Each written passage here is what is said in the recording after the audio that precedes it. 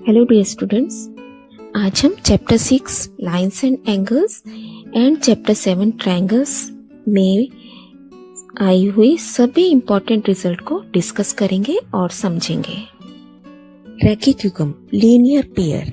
तो बेटा हमें पता है, हम देखिए अगर एक सीधी रेखा के एक ही तरफ के कोणों को देखा जाए तो ये कितने डिग्री के होते हैं? 180 डिग्री के। ऐसे ही अगर इस तरफ देखा जाए तो ये भी 180, और ये सारे मिलके क्या कहलाते हैं? रेखिक्यूगम या लीनियर पेयर।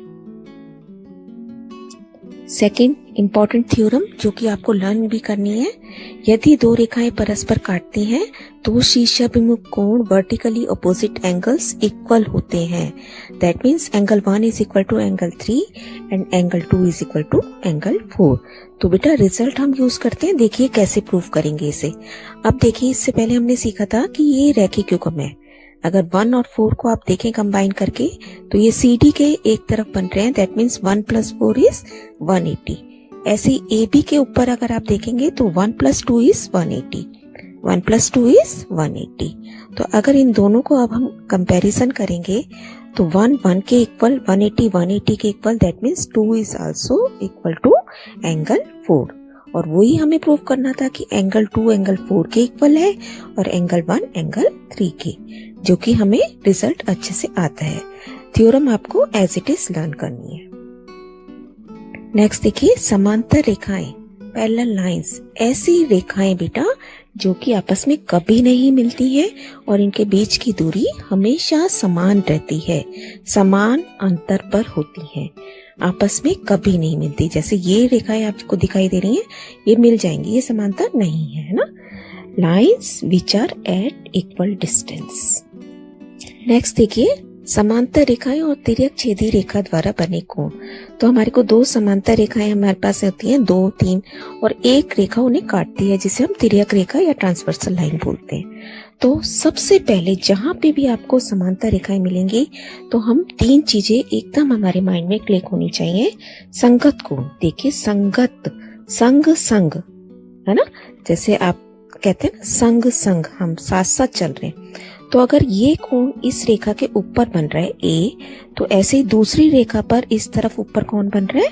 P, है ना।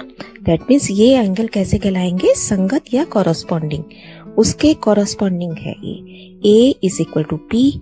ऐसे ही अगर D नीचे है इस तरफ तो इधर इसके इस तरफ नीचे कौन है? Angle S।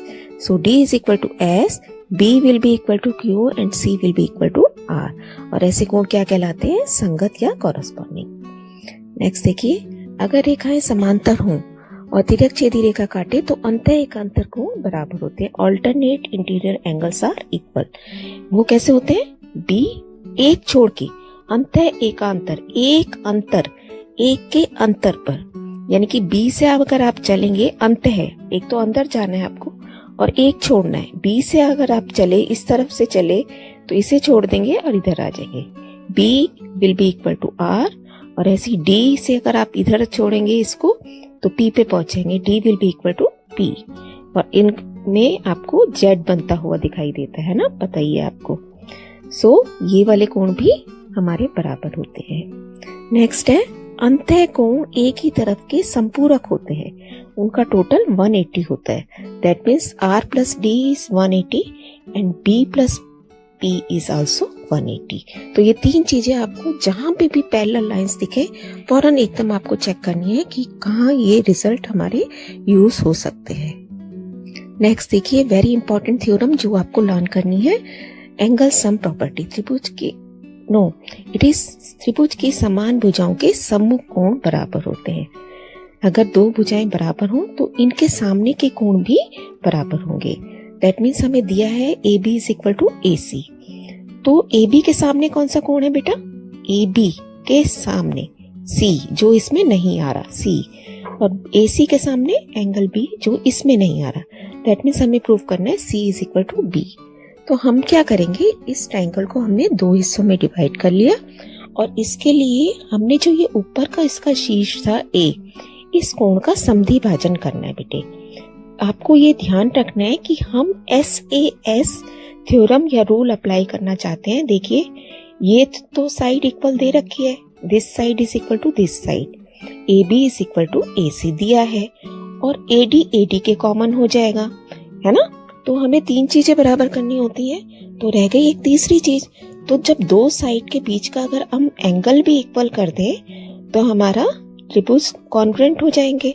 तो उसके लिए ही हमने इस कोण का समद्वि भाजन किया है, जिससे कि कोण 1 बराबर कोण 2 हो गया, यानी कि ये कोण 2 बराबर हिस्सों में बट गया। यही तीनों बातें हम यहाँ लिख देंगे और ये अब हमारा कौन सा रूल लग जाएगा, SAS कॉन्ग्रुएंसी रूल से दोनों त्रिभुज सर्वांगसम हो गए और सर्वांगसम होने की वजह से जो बाकी के पार्ट्स हैं वो भी बराबर हो जाते हैं। That means angle C is equal to angle B CPCT से। नेक्स्ट, त्रिभुज का बहिष्कोण अंतः अभिमुख कोणों के योग के बराबर होता है। तो बेटा त्रिभुज का बहिष्कोण यानी कि एक्सटर्नल एंगल कौन सा कहलाता है, जो भी हम किसी त्रिभुज की एक भुजा को बढ़ाते हैं और उसके बाद जो एंगल हमें मिलता है वो ही त्रिभुज का बहिष्कोण कहलाता है। जैसे यहाँ पे BC भुजा को आगे तक बढ़ाया है हमने D तक और उसके बाद देख रहे हैं ना यहाँ एक एंगल बन रहा है, तो ये बहिष मतलब बाहर की तरफ बनने वाला कोण। ऐसे अगर मैं इसे यहाँ बढ़ा देती तो यहाँ पे भी मुझे एक बहिष्कोण मिल जाता, इसे बढ़ा देते तो यहाँ पे भी हमें एक बहिष्कोण मिलता।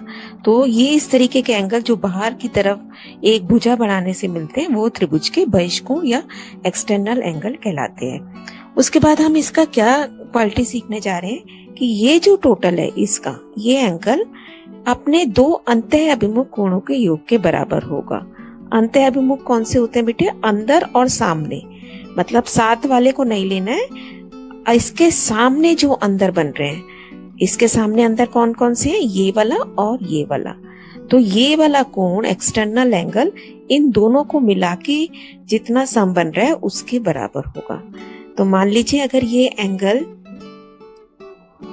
50 डिग्री का है और ये एक एंगल हमें 20 डिग्री का दे रखा है, तो ये वाला एंगल हमें सीधा हम बता सकेंगे कि ये कितने डिग्री का है, 30 का, क्योंकि 30 और 20 मिला के ही तो हमारा ये 50 का बना ना। इसका मतलब अगर हमें दोनों इनमें से कोई भी चीज पता होगी तो हम इजीली पता लगा सकते हैं। अगर हमें यहाँ नहीं पता और ये दोनों एंगल दिए गए होते तब हम ये कह देते सीधा कि जो एंगल ACD है ये 50 डिग्री का है ना। तो फाइनली हमारे पास क्या प्रूफ आया कि external angle that is ACD is equal to angle A plus angle B। अपने साथ वाले को नहीं लेना, साथ वाला तो आपको पता है रेखी क्यूब हम बना रहे हैं ना, तो ये किसके बराबर होगा, अंदर के अभिमुख कोणों के योग के बराबर। ऑल द बेस्ट बेटा, स्टे ब्लेस्ड।